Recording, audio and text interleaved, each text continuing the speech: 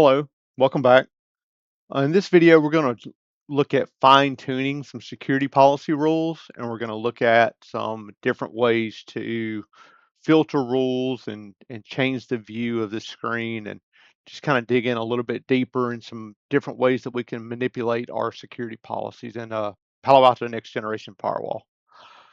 So in previous videos, we created some address groups and we created some tags and some addresses that we could use. And you see in our rules here, we have those. So in our testing, when we created our security rule, I actually created this allow ping testing rule. So I could test and do some troubleshooting, and we locked it down to an application. So I actually want to lock these rules down a little bit. So I'm going to go into my ping testing, and I'm going to change this from allow ping testing to allow ping in interzone.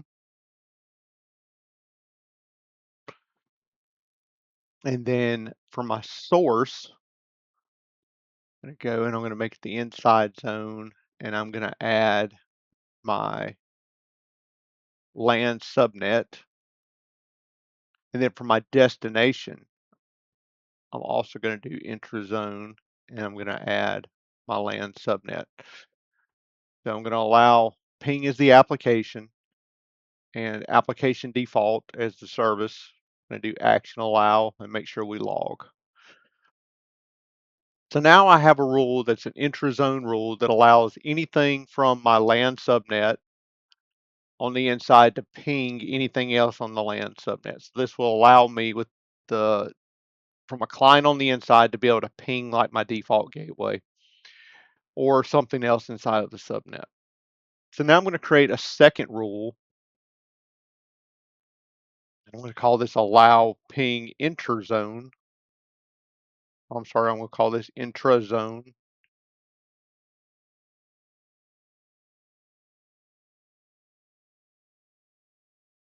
outside. Typing is not my strong suit either, as you will all see.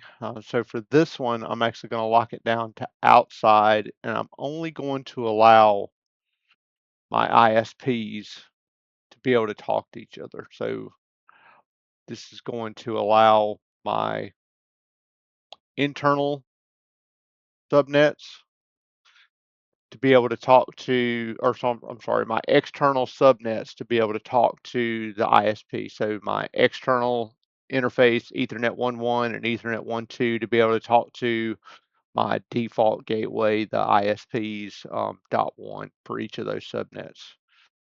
So for this, we're going to add the same application of ping.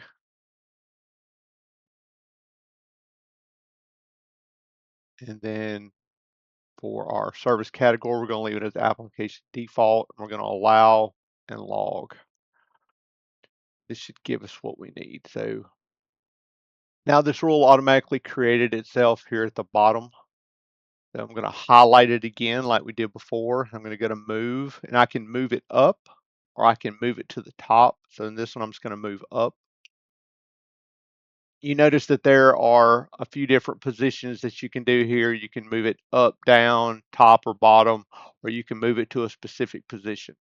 If you want to move a rule, you can also go by the number here and hold down your left click on your mouse, and you can move it as well. So you'll notice that the rule moves.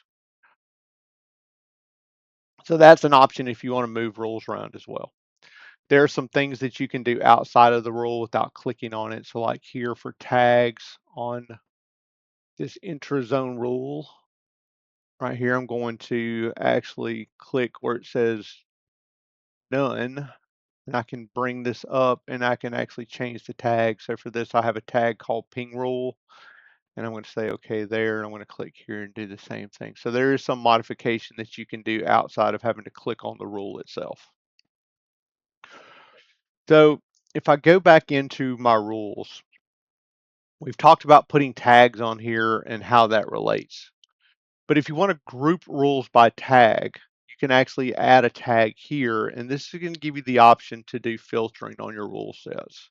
So for my ping rules, I'm going to add the ping rule tag as a group by option. And you can have multiple tags here and only have certain ones that you want to filter by. If my internet rule, I'm also going to set outside as that. So I've just set a few, and I don't have very many rules, so this isn't going to be an extraordinary filtering exercise. But down here in the very bottom left-hand corner, if you do not see a box here, and I'll zoom in so you can see, but there's like a little arrow here right above the black line here that you can click and it will bring up this box.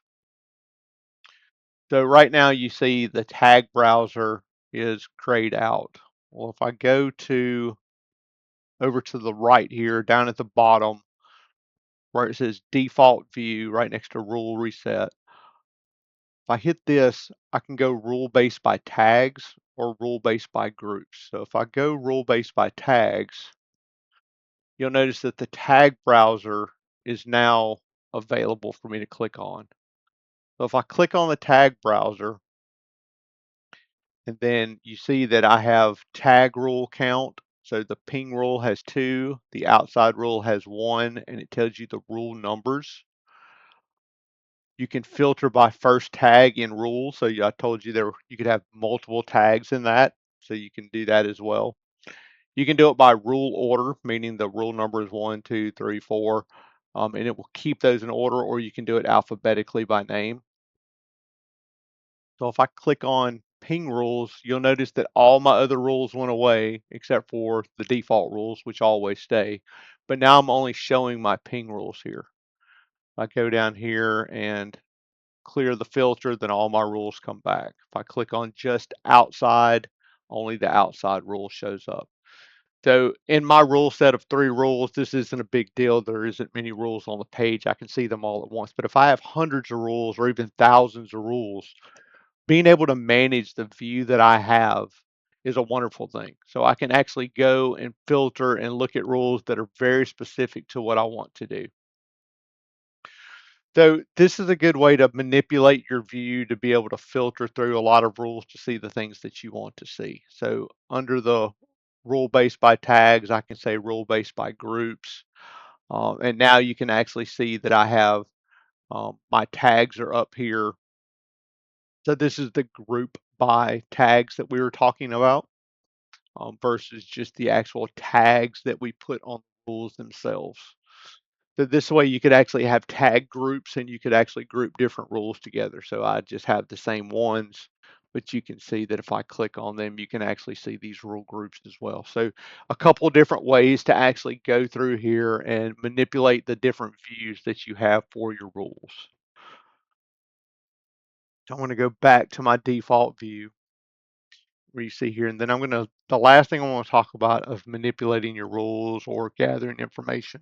If you scroll to the right here, you can see when was the last time this rule was hit, when was the first time this rule was hit, and what is the hit count for that rule. So this is a good way to know if your rules are being used.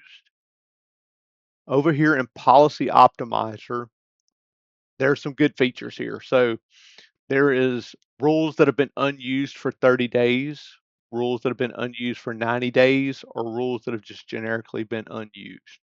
So if you're trying to figure out if I have rules that could actually be removed from my rule set, this is a good way to see when has those rules last time been hit. If you have rules, you can actually select New App Viewer, and this will actually show you a rule. So rules that applications are being identified on. So this one is my internet rule. So if I click on this rule, right now it's allowing any application. Um, so this is how we're going to start being able to build rules that will allow us to be application aware versus just allow anything. So if I click on compare, I can actually see the time frames of when applications have been here. So all time, I've seen 6 applications on this rule. I can actually lock it down to 7, 15, or 30 days. And you could get a more specific rule set of rules. And you can see down here the last new app was discovered 2 days ago. So this is also a good filter of understanding how long has it been since we saw new applications. If I saw a new application a few minutes ago, it's going to be a whole different thought process of adding applications to that rule. If the last time this rule has been running for a year and the last time I saw a new application was 60 days ago, so then now I feel pretty confident that that's all the applications that's going to be seen on that rule, and it makes it a whole lot easier for me to be confident in locking that rule down, knowing that I'm probably not going to block something. So a few good things that you can actually use to add these in here. So I can, select the applications here. I can add them to the existing rules, so it would actually add them in a list of applications here. You can actually add applications, groups, or filters that we talked about in previous videos, or you can create a clone this rule and add those applications to it. And this is actually a way that I like to do that. So create a cloned rule, put it above the rule that you're replacing. That way, if it doesn't match that rule, then it can move down and get the rule below it that actually allowed that application before. So this is a good way to start locking your rules down with applications, but not actually causing disruptions in your traffic. So then at a point in time, you can say, hey, in 90 days or whatever, I'm going to look at this rule, and you can clear the rule counter as you make these changes like this. And you can say, hey, this rule that allowed all these applications, if after 90 days it has 0 hits, then we know that it's good to go ahead and take that rule out of the rule base, and we're not going to cause any disruptions. So these are some different ways that you can use the policy optimizer, that you can actually filter the view that you have here, and some different ways that you can actually be more granular and locking down your rules. So I hope this video has been informative, and thank you very much.